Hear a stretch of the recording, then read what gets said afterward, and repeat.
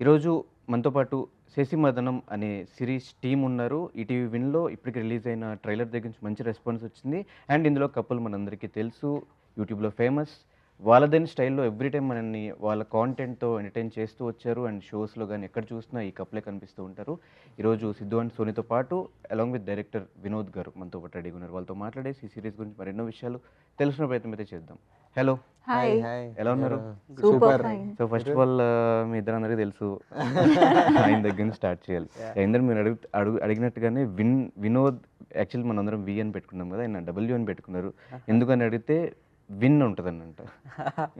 And యాక్చువల్గా అంటే నా ఫ్రెండ్స్కి కూడా ఎప్పుడు అందరికీ డౌట్ ఇది డబ్ల్యూ ఎందుకు పెట్టుకుంటా అని. అంటే లైఫ్లో విన్ ఎప్పుడు వస్తుందో తెలియదు, కనీసం ముందు పేరులో పెట్టుకుందామని బీ ప్లేస్లో న్యూమరాలజీ నమ్ముతారా?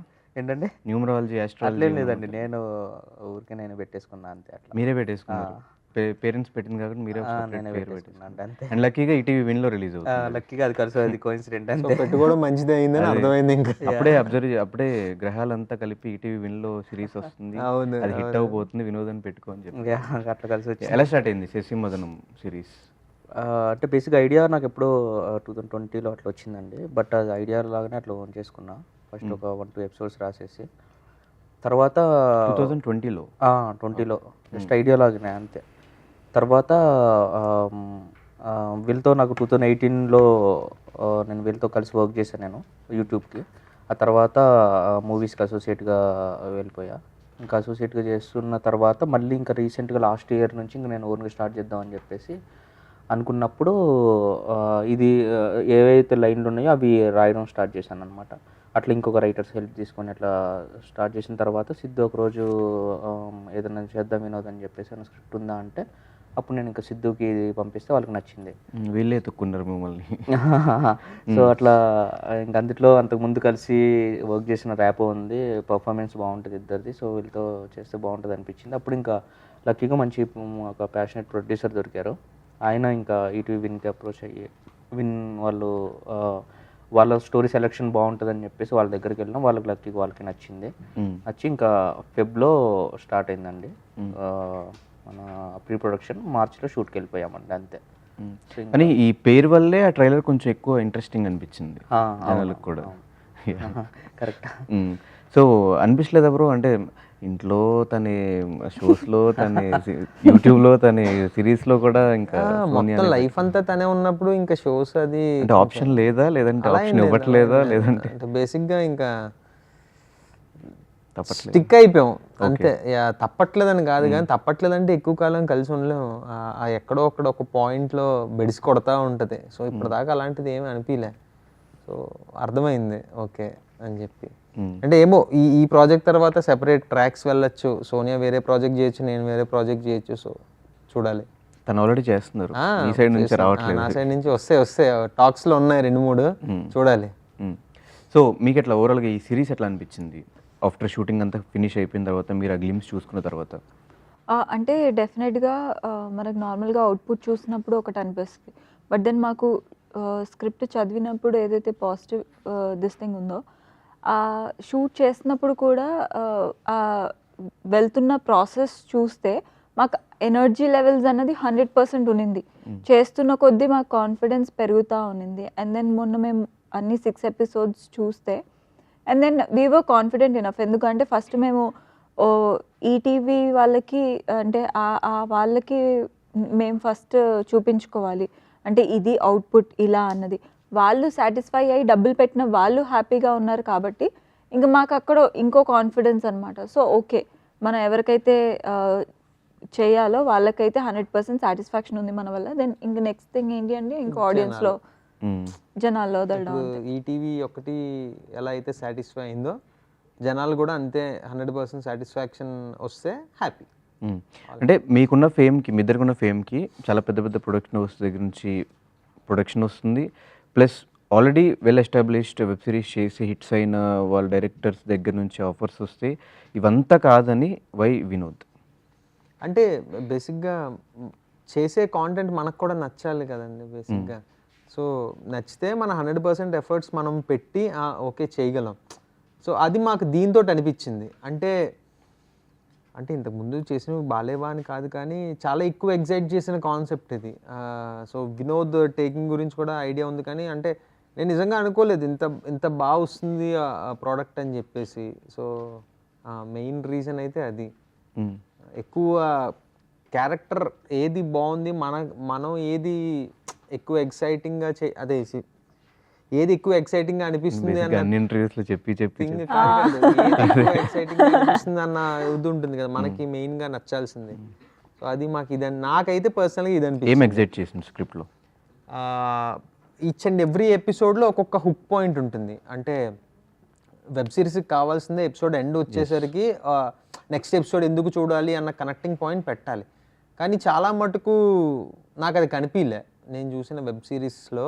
అంటే ఒక స్టోరీ కంటిన్యూషన్ ఒక చోట ఎండ్ ఇచ్చారు, నెక్స్ట్ కంటిన్యూ చేసాం అన్నట్టే అనిపించింది నాకు. అంటే ఎక్కడ గేమ్ ఆఫ్ థ్రోన్స్ ఇట్లా పెద్ద అవి పెద్ద కాదు. సిరీస్లో నేను దాని గురించి మాట్లాడట్లేదు, తెలుగు గురించి. అలా అయితే బ్రేకింగ్ బ్యాడ్ అసలు నెక్స్ట్ అదే లెవెల్ కదా థింగ్ అది. ఇప్పుడు ఎక్కడ చూడలేదంటే అంత ఏం నేను చూడలేదు గేమ్ ఆఫ్ థ్రోన్స్ తెలుగులో చెప్తున్నా. సో కానీ వినోద్ ఏం చేశాడంటే ప్రతి ఎపిసోడ్కి ఒక థింగ్ యాడ్ చేశాడు, ఒక hook point. Okay next episode ఖచ్చితంగా చూడాలి అనిపించేలా యాడ్ చేశాడు అన్నమాట. అది బాగా ఎక్సైటింగ్గా అనిపించింది.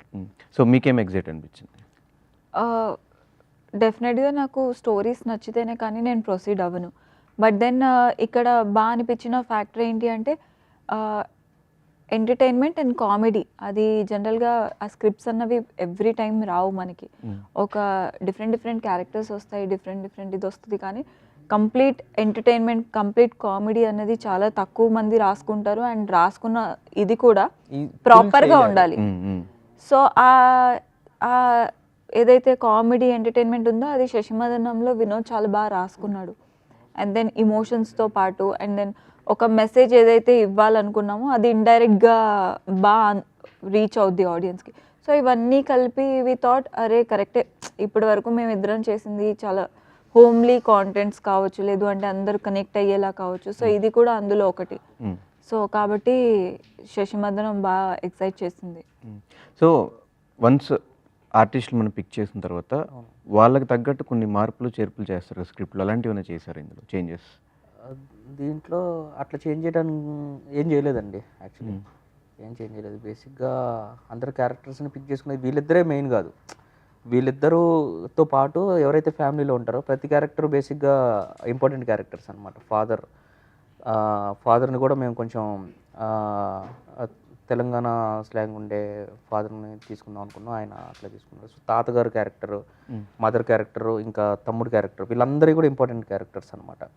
సో ఏదైతే స్క్రిప్ట్లో రాసుకున్నామో యాజ్ ఇట్ ఈజ్ యాక్చువల్లీ అదే తీసినాం, కానీ క్యాస్టింగ్ తీసుకున్న తర్వాత వాళ్ళకి తగ్గట్టు అయితే ఏం మార్చలేదండి. సో ఇంత మంచి స్క్రిప్ట్, ఇంత మంచి ట్విస్టులు కూడా ఉన్నాయని చెప్తున్నారు, ఎందుకు సినిమాగా ట్రై చేయలేదు? సినిమాలాగా అసలు దీన్ని ట్రీట్మెంట్ సినిమాలాగా చేసుకోలేదండి ఫస్ట్ థింగ్. సో ఫస్ట్ నుంచి వెబ్ సిరీస్ లాగానే ట్రీట్ చేస్తుండే. సో అట్లనే రాసుకున్నాం. తర్వాత దీన్ని ఇంకా సినిమాలాగా చేయాలన్నా కానీ ఎట్లా చేయాలో నాకు అర్థం కాలేదు. ఆ థాట్ కూడా ఒకసారి వచ్చింది దీన్ని చేద్దామని చెప్పి, బట్ అది వెబ్ సిరీస్ది ఇలానే బాగుంటుంది. ఎందుకంటే సినిమా ఫార్మాట్ ఎలా ఉంటుంది అని అంటే ఇంటర్వెల్కి ఒక బ్యాంగ్ ఇచ్చి తర్వాత అలా ప్రీ క్లైమాక్స్, అది ఇది ఎపిసోడ్కి ఉంటే ఇంకా చూస్తారు కదా జనాలు కూడా, ప్రతి సీన్ ట్విస్ట్ గా ఉంటే ఇంకా ఇంట్రెస్టింగ్, మైండ్ పోతుంది లోపల. ఎందుకో సినిమాలాగా వెబ్ సిరీస్ లాగానే ఫస్ట్ నుంచి ప్రిపేర్ అయ్యి ఉండే. సో అందుకని వెబ్ సిరీస్ లాగానే చేద్దాము అని మంచి వెబ్ సిరీస్. ఇంకోటి ఏంటంటే ఫస్ట్ థింగ్ ఇంకా మేబీ అంటే బడ్జెట్ కాన్స్టెన్స్ అది ఇంకా మేబీ అదే కొన్ని ఫ్యాక్టర్స్ థియేటర్కి ట్రై చేస్తున్నాను, ఎందుకు ఆగుతున్నారు దీనికి? అట్లే లేదు అంటే వేరే ఏంటి సపోర్టింగ్ క్యారెక్టర్స్ కానీ ఇప్పుడు థియేటర్కి వచ్చి చూడాలన్నా ఇంకా పెద్ద ఆర్టిస్టులు ఉండాలేమో మేబీ ప్యాడింగ్ కానీ అది.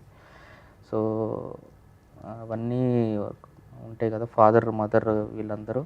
సో నాకు ఎందుకు ఉన్న బడ్జెట్లో బెస్ట్ కాస్టింగ్, మంచి పర్ఫార్మెన్స్ చేసే కాస్టింగ్ తీసుకొని ఫస్ట్ వెబ్ సిరీస్ లాగా మంచి కంటెంట్ ఇద్దాం ఒక ఓటీటీ ప్లాట్ఫామ్కి అనుకొని అట్లనే విన్ అప్రోచ్ అయినాం.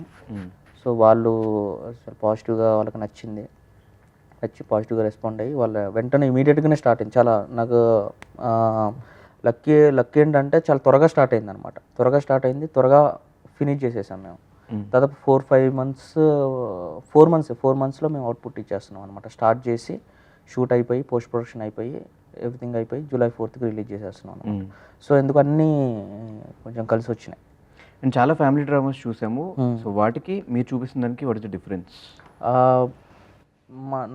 మా దాంట్లో ఏంటంటే ఎవ్రీ ఫ్యామిలీ క్యారెక్టర్, ఇప్పుడు ఎవరైతే ఫ్యామిలీ క్యారెక్టర్స్ ఉన్నారో వాళ్ళని మన ఇంట్లో ఉండే ఒక క్యారెక్టర్ ఖచ్చితంగా రిలేట్ అవుతాం.